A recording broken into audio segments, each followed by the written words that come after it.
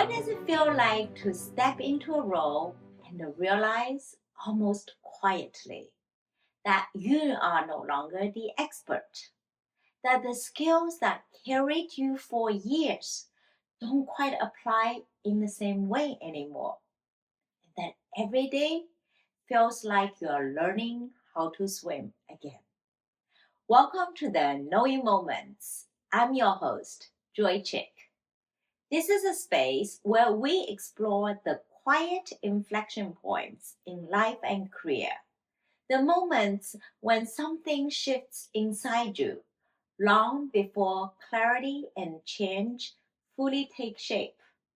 In the last few episodes, I've been reflecting on my sabbatical, slowing down, experimenting, exploring new possibilities, and ultimately deciding to begin a new chapter. But today, I want to go back in time because sometimes the best way to plan for a new beginning is to remember the last time we were thrown into something completely new. Today's episode is called Out of My Depth, and it begins about 9 years ago with a role that, in many ways, changed how I understood myself as a leader. Before that role, my career had followed a path that felt linear. I started at Microsoft as an intern. Like many engineers, I spent years deep in the product, writing code, building systems, solving technical problems, and understanding how everything fit together. There was something very grounding about that phase. You could see the output of your work. You could trace cause and effect. You know where you stand. Over time, that role began to evolve. I went from writing code to managing an intern, then a small team, and then gradually, almost without noticing, the scope kept expanding. The projects became bigger, the problems became more complex, and eventually I found myself managing managers. And along the way, both the size of the team, the weight of the responsibility continued to grow. Products evolved, and so with them, so did my role. But through all of that, there was something consistent. I knew the domain, I understood the systems, I had a deep expertise in the product we were building, and I knew the people. There was a sense of confidence in that, a sense of familiarity. The growth felt natural, almost like expanding circles around something I already understood deeply. And for a long time, that felt like the right kind of growth. Then, about 9 years ago, everything changed. I was at Microsoft's annual Ignite conference, our largest customer event of the year. Thousands of people, back to back sessions. And in the middle of it all, I got a text. Joy, can you come to the media hall? We need to chat. Something important. My first instinct was, uh-oh, did something go wrong? Did something happen during the keynote? Was there an issue with my product, my team? So I rushed through the crowd, made my way to the media and analyst section, showed my badge at the security checkpoint, and finally found him, one of our senior executives. He looked at me and said, I don't have much time, but I wanted to share something for you to think about. I am considering you to lead the identity division. Will you be open to that? Well, you don't need to answer now. Just think about it. For a moment, I just stood there. Wait, did I hear that right? I've been asked to run one of the most critical businesses at Microsoft. My heart started racing because the truth was, this was exactly the kind of opportunity I had been hoping for. The kind that stretches you, the kind that changes everything. and maybe even a little beyond what I felt ready for. Without thinking too much, I said, "This is exactly the kind of challenge I've been waiting for." He smiled. "No need to rush. Talk to a few people, and we will connect again in a couple days." And just like that, he was gone, heading off to catch a flight. I was left standing there, excitement, fear, possibility, all rushing through at the same time. And then it started to sink in. Identity. This wasn't just a bigger team. The organization was nearly 3 times bigger. My role would expand beyond engineering. Now, I would be responsible for engineering, product, and business strategy. But the biggest shift wasn't just the scale, it was the domain. I was stepping into something completely new.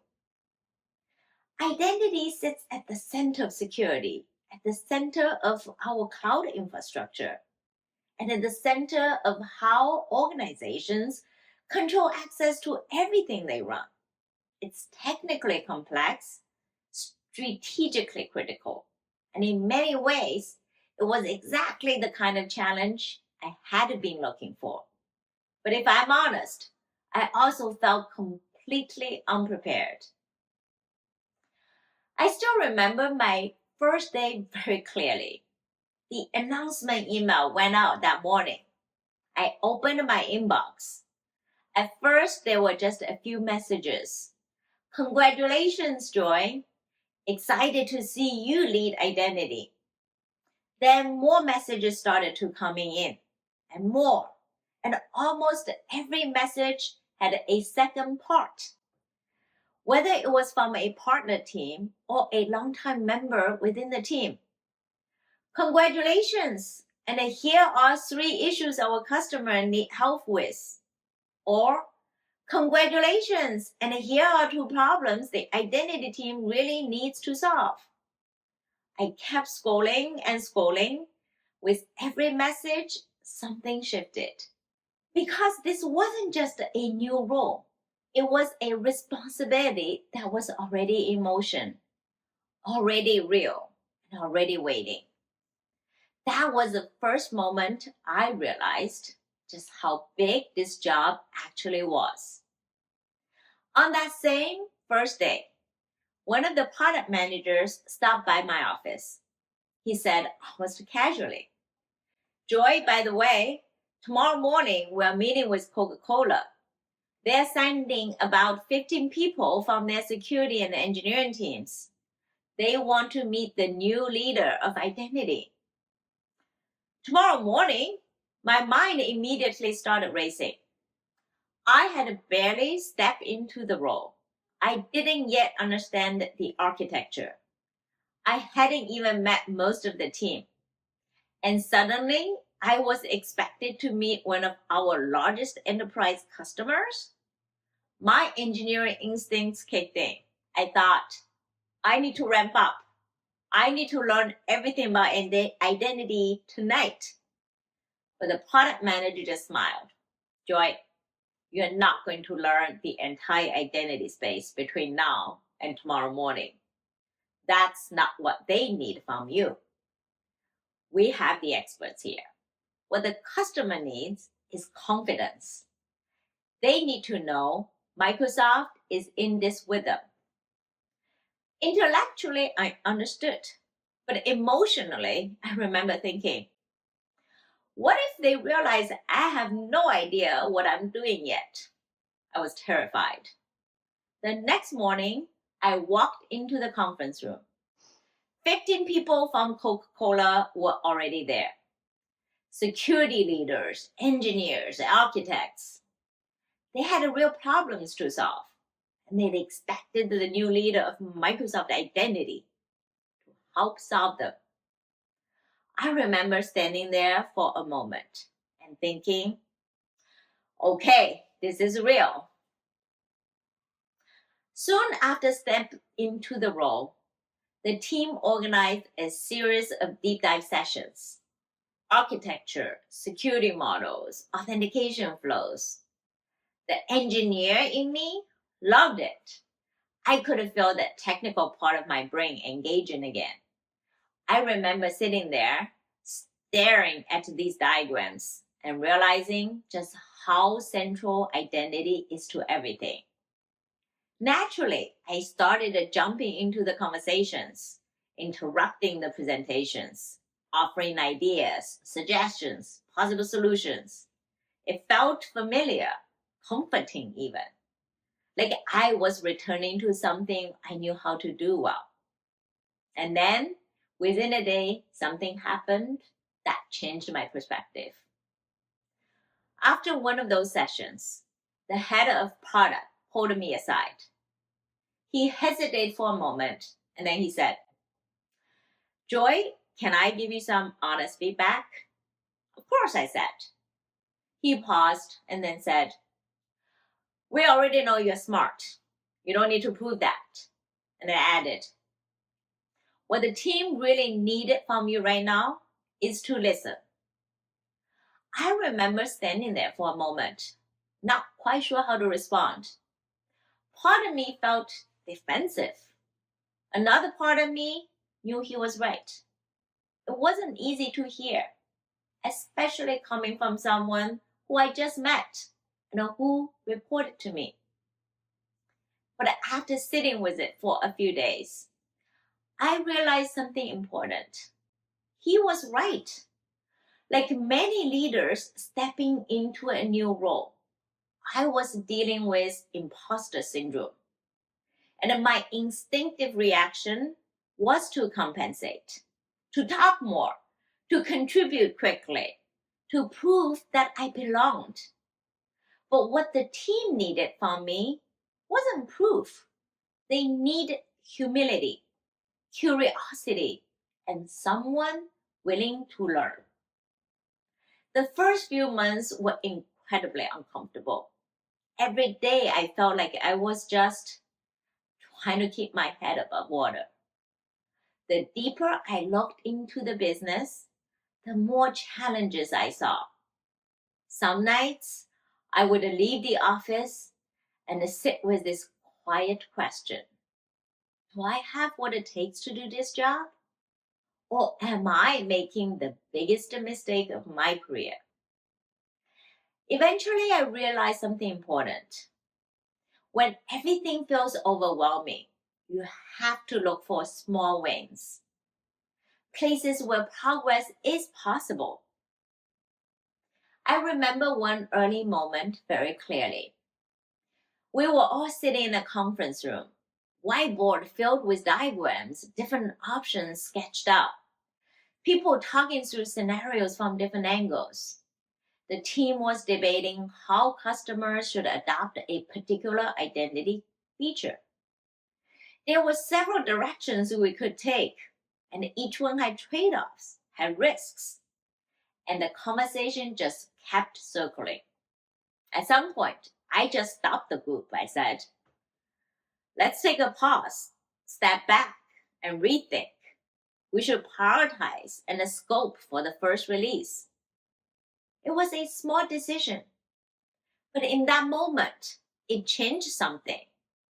Instead of trying to solve everything at once, we focused, simplified, and we got aligned. I remember looking around the room. People started nodding. Some people smiled, and then another. Just like that, we're all moving in the same direction, and the energy has shifted.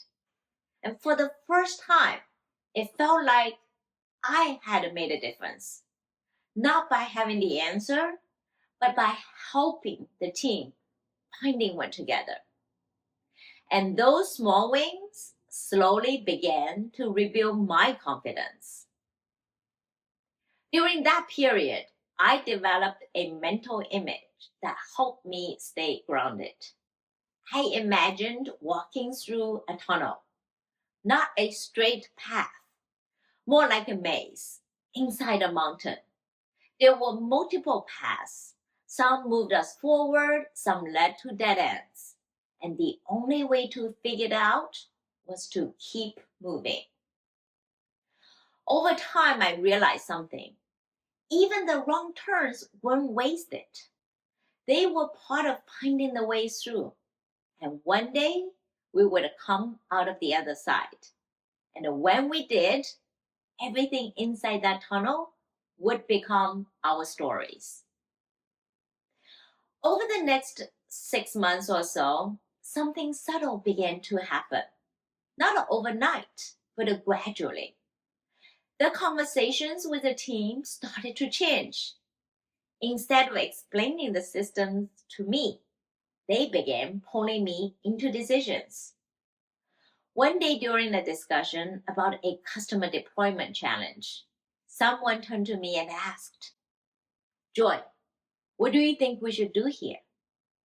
It was a small moment, but it felt significant because I realized something. I was no longer the outsider trying to catch up. We were solving the problems together. And that's when something clicked for me about leadership. Being the leader doesn't mean being the smartest person in the room. It means creating the conditions where the smartest ideas can emerge. Sometimes leadership isn't about having all the answers. It's about helping the team, finding them together. Looking back on that experience, a few lessons stand out. First, when you're truly stretched, fear and excitement often show up together.